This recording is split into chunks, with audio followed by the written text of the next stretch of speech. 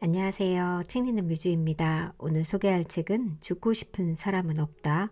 임세원 교수가 세상에 남긴 더 없는 온기와 이로, 임세원 지음. 이 책을 읽는 것이 곧 치유의 시작이다. 우울증을 이해하고 이겨내기 위한 가장 정직한 안내서. 임세원 교수의 미공개 원고가 수록되어 있고 특별 부록, 자살 예방, 교육 프로그램 보고 듣고 말하기가 있습니다. 저자 임세원, 성균관대학교 의과대학 교수이자 강북 삼성병원 정신건강의학과 전문의를 지냈다.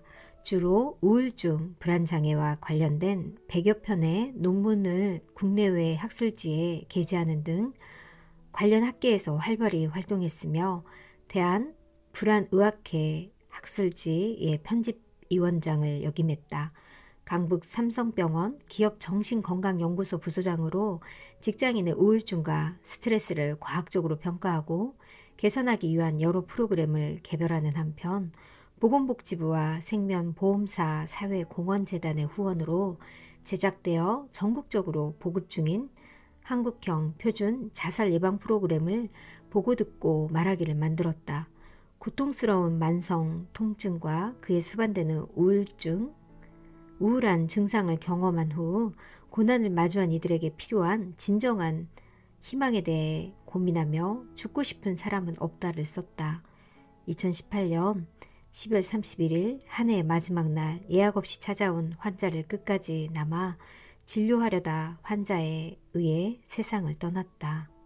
이후 임세원 교수의 유족은 가해자에 대한 처벌을 촉구하기보다는 마음이 아픈 사람들이 편견과 차별 없이 언제든 쉽게 도움을 받을 수 있는 사회를 만들어달라는 말로 고인의 유지에 동참할 뜻을 밝혀 큰 감동을 불러일으켰다.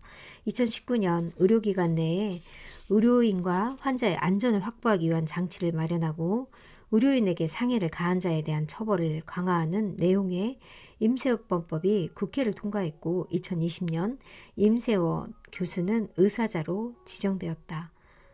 저도 이 뉴스를 본 기억이 납니다.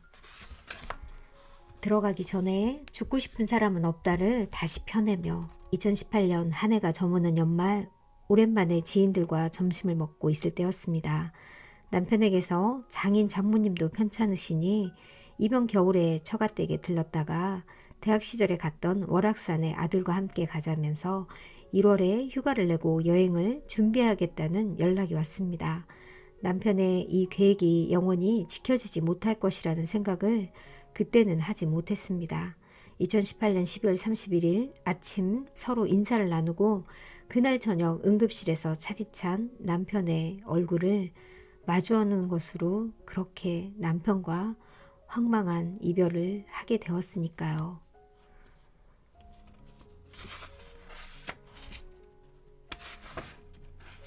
남편이 떠나간 뒤로 많은 분께서 남편의 유일한 저서인 죽고 싶은 사람은 없다를 읽어주셨습니다. 너무나 감사드립니다. 저희 가족은 마음이 아픈 분들에 대한 남편의 사랑과 관심이 더 널리 알려지기를, 남편에 대한 추모가 시간이 지나도 계속 이어지기를 소망하면서 이번 개정 증보판을 펴내기로 결정했습니다. 개정 증보판에는 이전 저서에 수록되지 않은 남편의 조각 글들, 짧지만 뭉클한 글들을 새롭게 수록했습니다. 몇 년간의 극심한 고통을 조금씩 이겨내고 오랜만에 웃는 날이 많았던 2018년 마지막 날 하느님께서 왜 그렇게 남편을 아프게 데려가셨는지 여전히 저는 답을 찾지 못했습니다. 그래도 남편이 하늘에서는 고통 없이 좋아하는 책을 보고 음악을 들으며 편안하게 지내기만을 계속 기도합니다. 남편도 이번 개정 증보판 발간을 하늘에서 기뻐할 거라고 생각합니다. 2021년 신은희. 참 마음이 아픕니다. 차례 1부 죽고 싶은 사람은 없다. 2부 희망의 근거.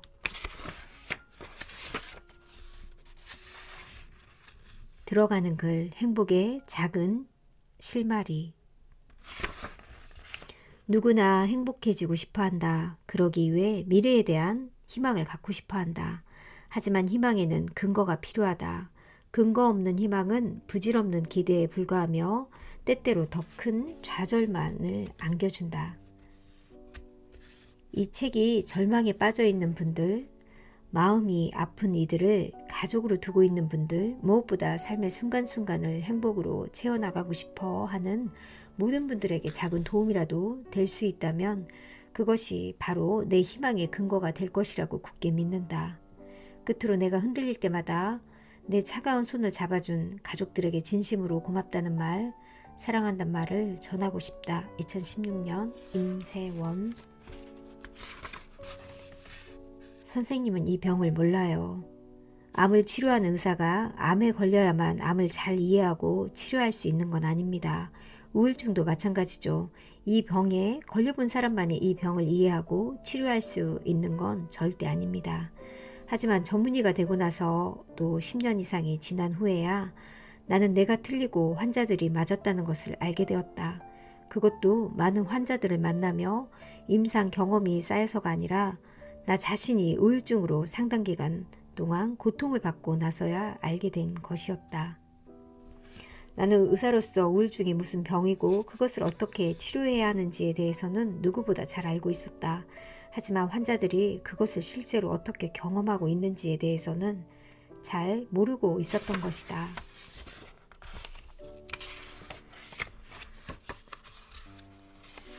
우울증에 걸리면 이 생체 시계가 교란되어 상대적으로 외부의 시간이 빨리 흘러가는 것처럼 느껴진다.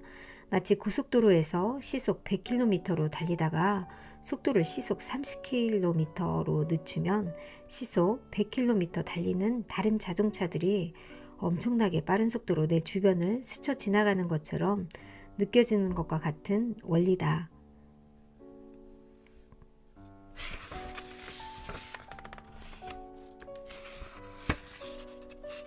결국 죽음을 생각하다 자살이 답이라고 생각했다. 갑자기 나 자신에 대한 연민이 복받치면서 저녁 시간대에 간신히 참았던 눈물이 왈칵 쏟아지기 시작했다. 지금 이 몸 상태로는 수술한다고 하더라도 회복되지 않을 것이라는 비극적인 생각이 들었다. 생일상을 차려준 아내와 아버지를 낫게 해달라고 기도하던 아이들의 얼굴이 떠올랐다.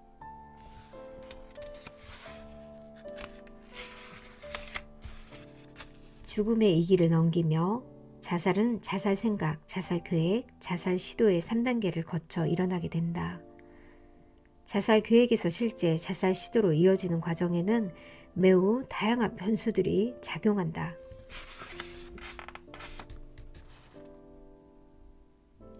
내가 자살을 시도하지 않았던 것이 자동차 열쇠를 찾지 못했기 때문인지, 술을 마시지 않았기 때문인지, 아내와 아이들의 얼굴이 보았기 때문인지도 아직도 잘 모르겠다. 하지만 자살 시도로 이어지는 과정에서 만난 여러 변수가 나의 죽음을 가로막은 것만은 분명해 보인다. 나는 그렇게 첫 번째 이 길을 넘길 수 있었다. 정말 죽고 싶다는 말의 의미, 죽고 싶다, 살다 보면 우리는 한 번쯤 자기도 모르게 이런 말을 툭 던지곤 한다.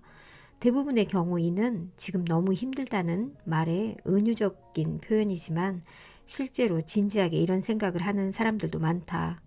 정신건강 전문의인 나는 당연히 삶을 포기하려고 했던, 바꿔 말해 자살을 시도했던 많은 사람을 만났다.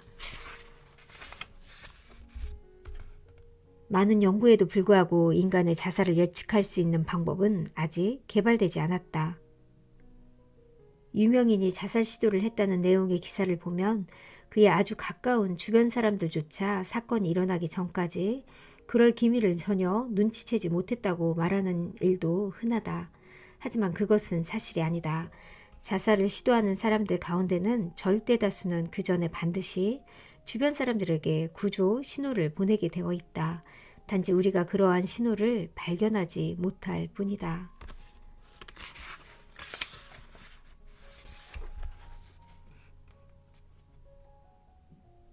예측 불가능해질 수밖에 없다는 것이다. 상황이 좋지 않을수록 미래를 예측하기 힘들수록 오히려 자기 생활을 규칙적으로 잘 유지할 수 있어야 한다. 약속과 계획은 신중하게 잡고 한번 무언가를 하기로 결정하고 나면 가능한 바꾸지 말아야 한다는 것이다. 이제 나는 루틴을 유지하려고 노력한다.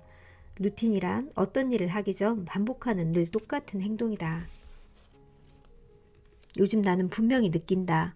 살면서 이 길을 겪게 되면 누구나 한 번쯤 자살을 생각할 수 있지만 이는 죽음 자체에 대한 갈구가 아니라 삶의 괴로움을 더는 견디기 힘들다고 느끼는 상황에서 필연적으로 경험하게 되는 우울감이 만들어낸 것일 가능성이 훨씬 크다는 점을, 그러므로 그 우울감을 다스릴 수 있다면 자살 생각 역시 지나갈 수 있다는 것을, 내 마음이 진짜 죽음을 원하는 것이 아니라는 사실을. 고통이 나를 지배하게 해서는 안 된다.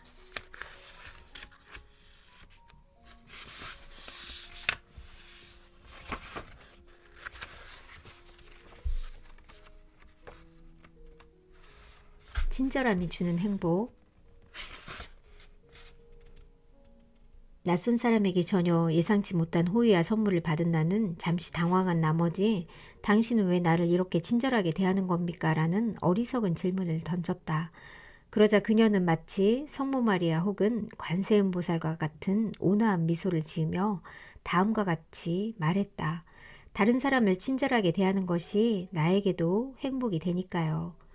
마음속에서 무언가 뜨거운 것이 올라오는 느낌이 들었다. 자주 통증이 찾아온다는 이유로 가족에게 심한 말을 던지거나 주변 사람들에게 짜증을 부렸던 기억이 떠오르면서 어쩌면 그때 내가 잠시 부정적인 감정을 누르고 그들을 친절하게 대했더라면 내 상태도 더 나아지지 않았을까 하는 생각이 들었다. 나에게 많은 깨달음을 주었던 연수가 끝나고 며칠간은 통증이 줄어든 것처럼 느껴졌다.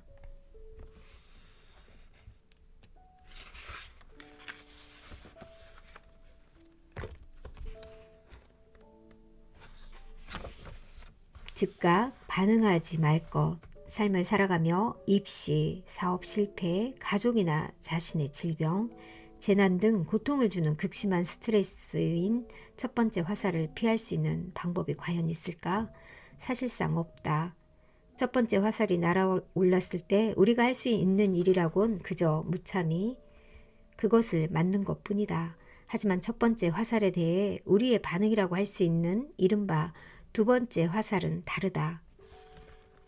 두 번째 화살이란 삶의 고통, 첫 번째 화살에 직면하게 된 후 자신도 모르게 경험하게 되는 두려움, 걱정, 후회와 같은 첫 번째 화살에 대한 감정과 반응을 의미한다. 내가 그때 왜 그랬을까? 너무 괴롭다. 내 삶에 행복은 없어. 앞으로도 불행이 계속될 거야. 애초 구상했던 삶의 목표는 상실해버리고 내 삶을 오로지 과거에 대한 후회와 현재의 고통만이 존재하는 괴로운 것으로 여기게 된다. 이런 과정을 완전히 막을 수는 없다. 하지만 반응을 지연시키고 이성을 작동시켜 상황을 객관적으로 보기 시작한다면 보다 나은 반응을 선택할 수 있다. 나쁜 상황에 처했을 때 부정적인 반응을 하는 것은 당연하다. 그것은 우리가 선택한 것이 아니라 저절로 그렇게 느낀 것이다. 그러나 원치 않은 상황에 그저 끌려갈 것이 아니라 상황을 변화시키고자 한다면 최소한 자기 자신에게 다른 선택할 수 있는 기회는 주어야 하지 않을까? 나에게 친절해질 것. 두 번째 화살을 피하기 위한 또 다른 방법은 자신에게 친절해지는 것이다. 고통을 겪는 사람들은 자기 삶이나 자기 행동에 어떤 가치도 느끼지 못한다. 내가 무슨 짓을 해도 어차피 아무것도 달라지지 않을 것이라고 생각하며 아무것도 하지 않게 된다. 그렇게 아무것도 하지 않는 자신을 보며 다시 한번 자신은 아무런 가치가 없는 사람이라고 느끼고 스스로를 위한 투자를 하지 않게 된다. 지독한 악순환인 셈이다. 아픈 사람이 건강해지려면 좋은 음식을 먹고 꾸준히 운동을 해야 한다는 것이 상식이다.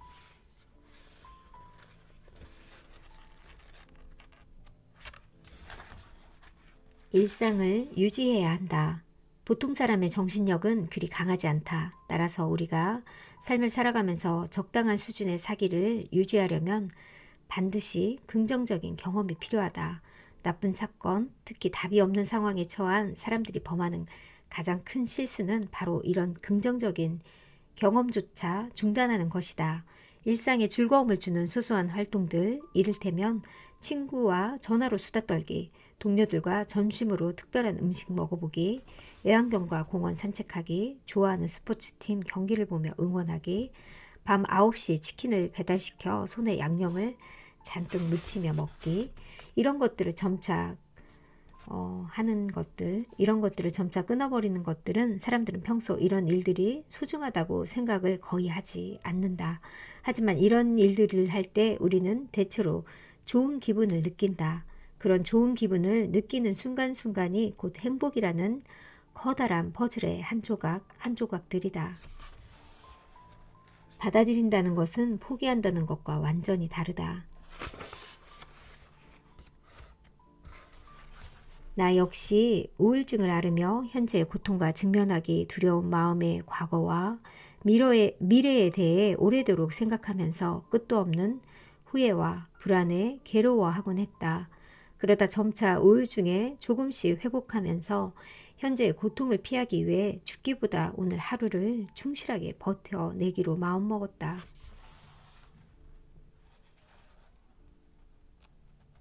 우울증에서 조금 더 회복된 지금의 나에게는 오늘 하루가, 지금 이 순간의 현재가 너무나 소중하다.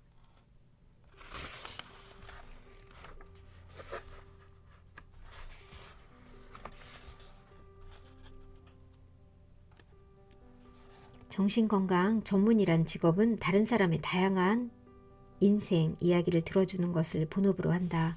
하지만 나 자신의 삶이 너무 힘들고 괴롭게 느껴질 때면 환자들의 이야기가 제대로 귀에 들어오지 않는 게 사실이다. 사람이 다른 사람을 이해하고 그의 삶에 공감하려면 상대방의 감정과 행동의 이유에 대한 관심, 그리고 과학적인 호기심이 반드시 필요한데 그게 잘 되지 않는 것이다. 그럴 때마다 나는 레지던트 1년차로 처음 환자를 담당했던 때에 가졌던 감정을 되살리려 애쓴다. 환자로부터 배우며 환자를 위해 배우겠다는 마음가짐, 의학적 근거에 기반한 호기심, 타인의 인생에 대한 관심과 공감의 태도, 그리고 그토록 바라던 정신건강의학과 전문의가 됐다는 사실에 기뻐하고 만족하며 아무리 힘들어도 환자를 위해 최선을 다하겠다는 자세, 이것이 바로 내 1년차의 모습이었다.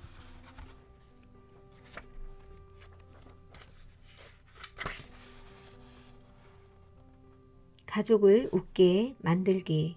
괴로운 사람에게는 마음의 여유가 없다. 가장 상처를 주고받기 쉬운 존재, 가족. 괴로움으로 인해 관계가 단절되고 삶의 영역이 좁아진 사람들의 특징 중 하나가 어떤 일에 있어서든 쉽게 서운해 한다는 것이다. 나 역시 예외는 아니었다.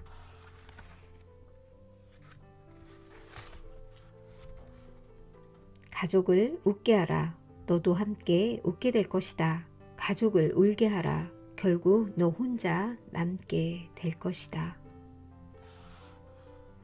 이 문장 정말 맞는 말인 것 같습니다. 슬픔도 너무 상대에게 토로하면 혼자 남을 수도 있겠다는 생각이 저도 가끔 든 적이 있었거든요. 희망의 근거가 더해질 때 마침내 신념이 만들어진다. 지독한 고통의 순간에 신념은 삶을 지속해 나갈 수 있는 의지를 생산해낸다. 이는 칠흑 같은 어둠과 절망의 상황, 수없이 많은 죽음의 이유 속에서 잘 보이지 않지만 우리 삶의 어느 구석에서인가 조용히 빛나고 있는 삶의 이유를 찾아내도록 이끌어준다. 그렇게 신념은 고통을 견뎌낼 수 있게 하고 우리를 과거에 대한 후회로부터 벗어나게 하며 미래에 대한 두려움을 이겨내게 해준다. 고통을 받아들이는 것에서 한 걸음 더 나아가 언젠가 고통을 이겨낼 수 있게 될 때까지 도무지 안 되는 것이 어느 순간 될 때까지 우리의 평범하고 소박한 일상을 지속하게 도와준다. 그리고 지금 이 순간 내가 살아 숨쉬고 있음을 귀하게 느끼도록 오늘 하루를 충실하게 살아갈 수 있도록 해줌으로써 고통으로부터 우리가 우리 스스로를 구원할 수 있게 해준다. 죽음을 생각하는 사람은 외롭다. 그들은 죽음을 원하지 않지만 미래가 보이지 않으며 더는 살아갈 희망이 없다고 느낀다. 삶과 죽음의 경계선에서 누군가가 자신을 도와주길 바라고 절박하고 애처로운 신호를 보내지만 주변 사람들은 그것이 무슨 뜻인지 모른다.